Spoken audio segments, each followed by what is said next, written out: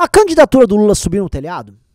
Isso aqui é uma pergunta muito interessante, cuja resposta não é fácil, mas ela é uma pergunta que precisa ser colocada na mesa justamente no momento em que o Lula está lançando sua pré-candidatura para presidente da República. O que eu estou falando aqui não é baseado apenas nas declarações externas, em que ele não para de errar, ele não para de falar merda, mas nas declarações internas de agentes políticos que a gente conhece, conversa, que estavam tentando construir um caminho em conjunto com ele, mas que estão começando a tirar o pé e mais, estão dizendo que ele ficou louco, tá bom? Isso aqui é um papo bem interessante e eu quero tratar disso com vocês, porque olha só, o Lula é o favorito para vencer as eleições em 2022, ele é, pelas mais diversas razões. A primeira é o governo Bolsonaro com sua rejeição gigantesca, por mais que ele esteja diminuindo, assim, a duras penas, ele tá lá destruindo a economia brasileira para poder aumentar a popularidade, comprando voto e tal. Ele vai bater num limite, e esse limite não é o suficiente para permitir que ele vá para o segundo turno com 40% e que no segundo turno ele derrote o Lula. Nenhuma pesquisa mostra isso, nem pesquisas externas, que muita gente vai duvidar, o Bolsonaro vai falar, isso aqui é mentira, nem as pesquisas internas que os próprios bolsonaristas contratam. E eles contratam pesquisa, então esse papo deles que é tudo mentira é uma ova, contratam pesquisas o tempo todo para tomar decisões. Isso colocado aqui na mesa, o Lula sendo favorito, ele deveria seguir um determinado caminho, meio, vamos dizer, voo de cruzeiro para ganhar a eleição, que era o que estava sendo esperado pelos seus aliados. Ou seja, baseado na rejeição ao Bolsonaro, baseado nessa derrubada da condenação dele lá na Operação Lava Jato, baseada numa mudança de perspectiva no eleitorado jovem, que está progressista e que está rejeitando o Bolsonaro, basta ver que a rejeição do Bolsonaro entre jovens de 16 a 24 anos é monstruosa, o Lula tinha que ali só se ajustar. Não tem um discurso mais radical, porque é uma eleição majoritária. Ele vai falar com evangélicos, ele vai falar com católicos, ele vai falar com pessoas do Brasil profundo, que ele vai muito bem em termos eleitorais. E olha só, tô falando isso não é pra você... Ai, parece que o Renan tá elogiando o Lula. Não tô falando aqui a realidade. A descrição da realidade, ela não precisa gostar de você, você não precisa gostar dela. A realidade é a realidade independente da sua vontade, tá? E o fato é, o Lula, ele é popular. Então esse cara, ele poderia, e isto era o que estava sendo construído, montar um projeto para chegar ao poder, juntando todas as forças daquilo que a gente chama de sistema, MDB, chama o PSDB, Alckmin ter ido pro partido dele foi isso, o PSB, o PSD do Kassab, que eu sempre falei, esses caras são muito mais o sistema político ou o alto clero, o que é diferente do centrão. Essas duas coisas são diferentes, o centrão é baixo clero. E aí, com eles, construir uma aliança de centro-esquerda para vencer as eleições para presidente. Esse era o plano que estava animando todo o sistema político. E eles estavam animados, se construindo ao redor dele, até que... E estava indo bem no plano, ele colocando o Alckmin de vice, até que ele começou a abrir a boca muito.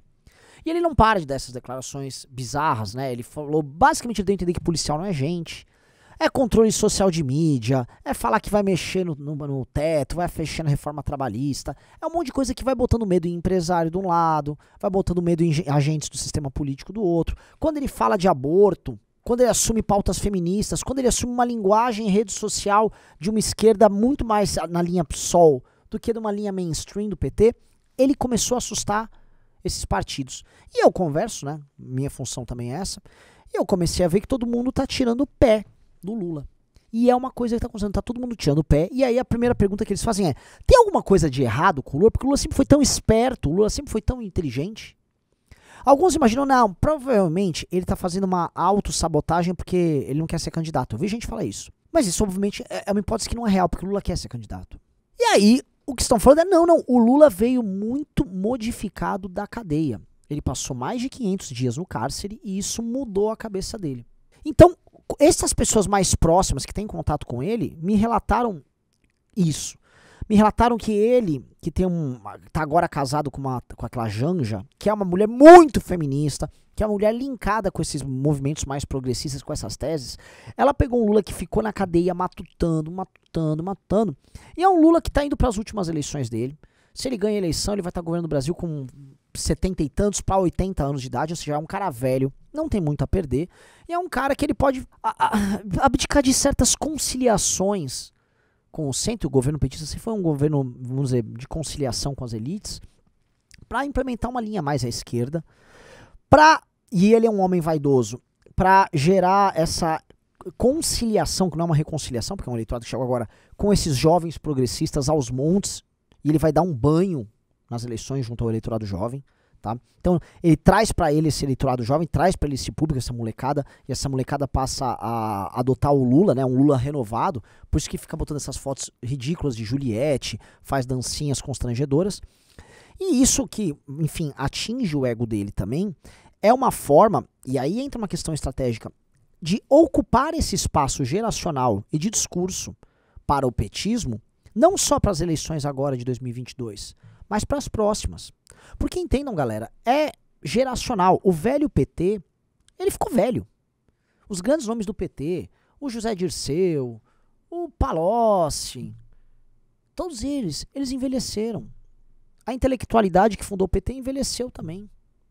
E a nova geração vai muito mais para uma linha PSOL do que para uma linha PT. Via de regra, nas novas gerações, militância, uma militância mesmo das novas gerações, é muito mais. O Ciro tem mais presença em rede, não de pelego, mas de gente, uma cabeça mais arejada. E essa presença eleitoral nos grandes centros urbanos, no centro-sul do Brasil, que é uma coisa que o PT está indo muito mal, especialmente quando o fenômeno antipetista cresceu, passa a mudar. Ele passa a crescer nesses centros urbanos.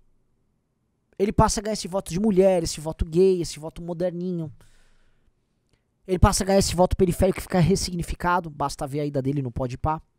Então, o que isso sinaliza, por mais que seja tosco eleitoralmente e esteja afastando muita gente agora no plano eleitoral para ganhar essas eleições, ele sinaliza uma série de outras coisas que podem arejar o petismo e a própria figura dele. E ele, que sai da cadeia cheio de rancores e deve ter feito algum tipo de revisão na vida dele, ele que foi preso justamente por fazer essa política de conciliação comprando aliados políticos, essa é a verdade, ele comprou empreiteira, ele é comprado pela empreiteira também, ele compra todo mundo. Ele tá olhando ali fazer uma política um pouco mais raiz, personalista, ali dentro do campo da esquerda. Isso está assustando aliados? Isso está assustando aliados, isso é uma grande notícia para a eleição. Todo mundo quer ver um Lula fraco, todo mundo quer ver um Lula detonado. Eu tenho medo deste Lula com o Alckmin, e deste Lula com grandes partidos ao redor dele, com o STF endossando, esse Lula que, sabe, passa a ter um certo endosso ali do Reinaldo Azevedo, porque ali é uma coisa mainstream pra você praticamente não ter oposição. Ou alguém acha que bolsonarista vai fazer oposição no Congresso. Não vai, quem vai fazer oposição somos nós. Se vocês acham que Nicolas faz alguma oposição, que Eduardo Bolsonaro, nem esses caras são os coitados, gente despreparada, com tutano, né, com QI meio baixinho. Então o que a gente precisa fazer agora, né, é olhar esses movimentos dele e compreender. A política não está entendendo. Fala, bom, o cara vai lá, me chama o Alckmin para dialogar com o público mais ao centro, e aí fala isso de aborto, fala isso da polícia. Os caras começam a ficar confusos. E o Lula não está louco.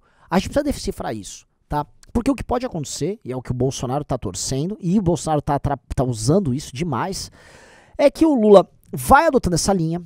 Ele continua afastando aliados, marqueteiros, ele não quer ter marqueteiros, ele quer seguir essa linha mesmo, ele acha que ele vai ganhar com isso.